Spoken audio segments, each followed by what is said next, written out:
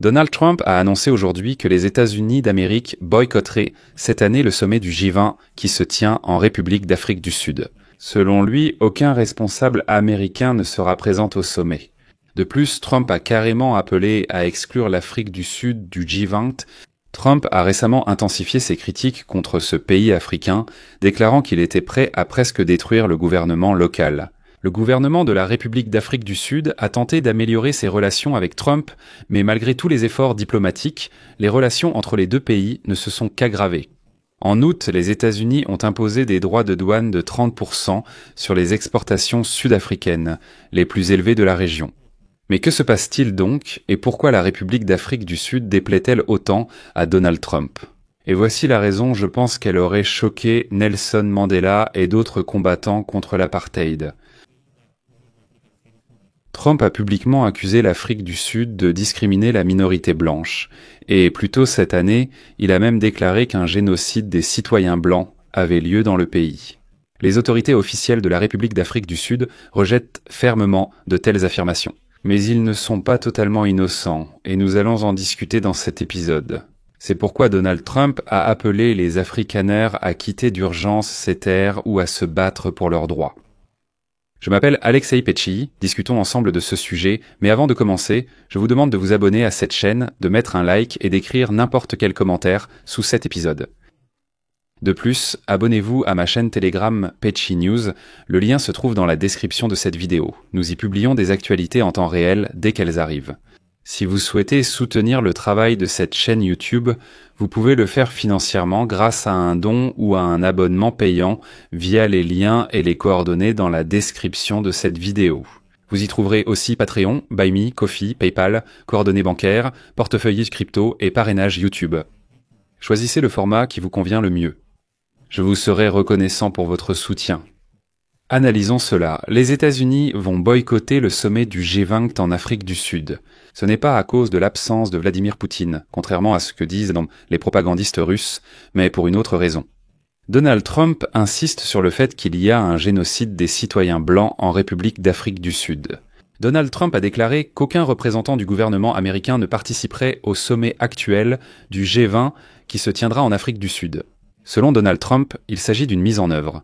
La décision a été prise en raison de la discrimination à l'égard des citoyens blancs dans le pays. Auparavant, Donald Trump avait déjà annoncé qu'il ne se rendrait pas personnellement au sommet consacré aux questions du développement économique mondial et qu'une délégation dirigée par le vice-président J.D. Vance devait le remplacer. Cependant, désormais après l'annonce du boycott, les États-Unis renoncent complètement à participer au sommet du G20. Au final, après tout cela, Donald Trump écrit le message suivant. Citation.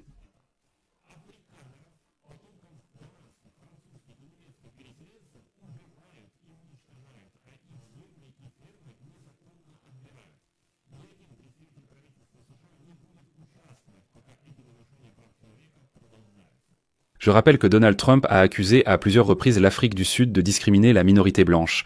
Et plus tôt cette année, il a même déclaré qu'un génocide des citoyens blancs avait lieu dans le pays. Les autorités officielles de la République d'Afrique du Sud affirment que tout cela est absurde et rejettent toutes ces allégations. Par exemple, le président de la République d'Afrique du Sud, Cyril Ramaphosa, a répondu aux propos de Donald Trump en disant, je cite, « Et ces Afrikaners, vous ont-ils dit où exactement cela se passe, monsieur le président ? Parce que moi, personnellement, je n'ai jamais vu cela. » Trump s'est alors fâché et l'administration américaine a privilégié l'accueil des Afrikaners comme réfugiés aux États-Unis. Et maintenant, pour eux, c'est carrément feu vert pour s'installer aux États-Unis.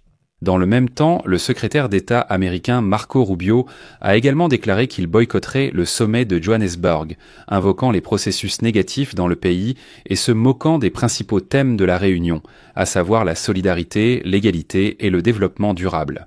Je vais faire une petite précision ici pour que tout le monde comprenne bien de quoi il s'agit. Les Afrikaners, groupe ethnique sud-africain, descendent surtout de colons néerlandais, allemands et français des XVIIe et XVIIIe siècles. Et donc la majorité de la population de ces Afrikaners vit en République d'Afrique du Sud et en Namibie, où ils constituent une part importante de la population blanche. Et le plus important, ce qu'il faut retenir pour l'instant, car nous y reviendrons plus tard. Les Afrikaners pratiquent traditionnellement l'agriculture et l'élevage, c'est très important. L'agriculture et l'élevage, c'est ce que font les Afrikaners.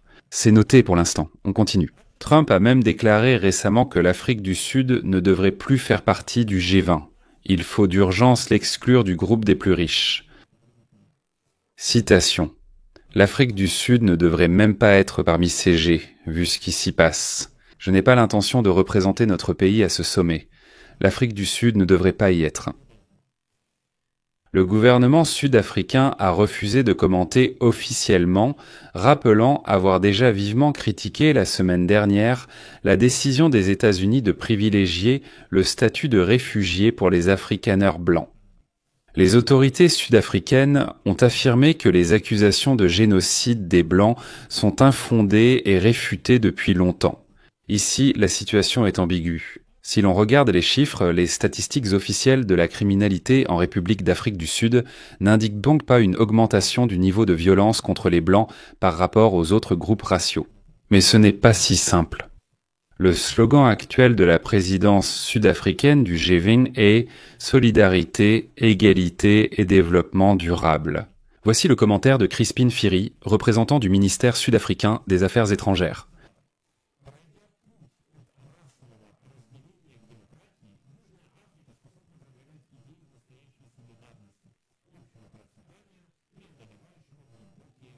Mais tout cela n'est que des paroles, en réalité c'est tout autre chose. Plus tôt cette année, Trump a proposé l'asile aux Afrikaners blancs. Et ce n'est pas un hasard, car avant cela, le président de la République d'Afrique du Sud, Cyril Ramaphosa, avait signé une loi permettant la confiscation des terres sans compensation dans des cas exceptionnels. Vous souvenez-vous que les Afrikaners sont propriétaires terriens et éleveurs de bétail ? Plus de 7% de la population sud-africaine est blanche, mais ce sont eux qui possèdent quant à la majorité des terres agricoles privées. Autrement dit, 7% des Afrikaners détiennent beaucoup de choses entre leurs mains. Des terres que les autorités sud-africaines peuvent désormais simplement confisquer sans verser de compensation. Autrement dit, ils peuvent dire « Maintenant, nous confisquons toutes ces terres, partez où vous voulez ». En mai, Cyril Ramaphosa a visité la Maison-Blanche du Bélarus avec une large délégation, incluant des membres blancs de son gouvernement de coalition et des golfeurs sud-africains célèbres. Il tentait de réduire la tension, mais la réunion dans le bureau ovale a viré au scandale. Trump a alors déclaré que les fermiers blancs en Afrique du Sud étaient persécutés et tués en se basant sur des données non vérifiées qui avaient déjà été démenties à plusieurs reprises. Malgré tous les efforts diplomatiques, les relations entre les deux pays empiraient. En août, les États-Unis imposent finalement des droits de douane de 30% sur les exportations sud-africaines, le taux le plus élevé de la région. D'un autre côté, les exigences de Donald Trump d'exclure l'Afrique du Sud du G20 sont irréalistes.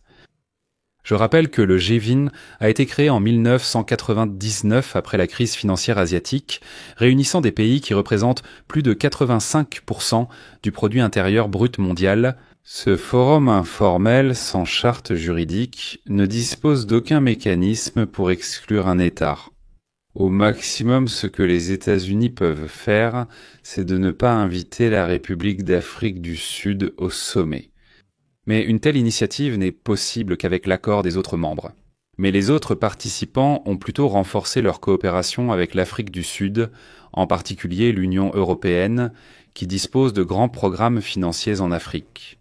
Par conséquent, ils ne tourneront certainement pas le dos à l'Afrique du Sud. La Chine, en particulier, n'acceptera jamais l'exclusion de l'Afrique du Sud. Eh bien, l'avis des Russes n'intéresse personne. En fait, il n'existe qu'un seul précédent historique, c'est l'exclusion de la Russie du G8 en 2014 après l'annexion de la Crimée. Mais la Russie n'a pas été exclue du G20 même après l'invasion à grande échelle de l'Ukraine en 2022. Aucun consensus n'ayant été trouvé, l'exclusion de l'Afrique du Sud du G20 n'aboutira pas non plus. Mais maintenant, vous comprenez pourquoi Donald Trump en veut autant à la République d'Afrique du Sud et pourquoi il compte boycotter le sommet du G20. C'est pourquoi je vais mettre des points de suspension ici. Donnez votre avis, partagez vos conclusions dans les commentaires sous cette vidéo. Abonnez-vous à la chaîne, activez la cloche et n'oubliez pas de mettre un like. C'est tout pour aujourd'hui. Prenez soin de vous. Au revoir à tous. Sous-titre d'Imatorzok.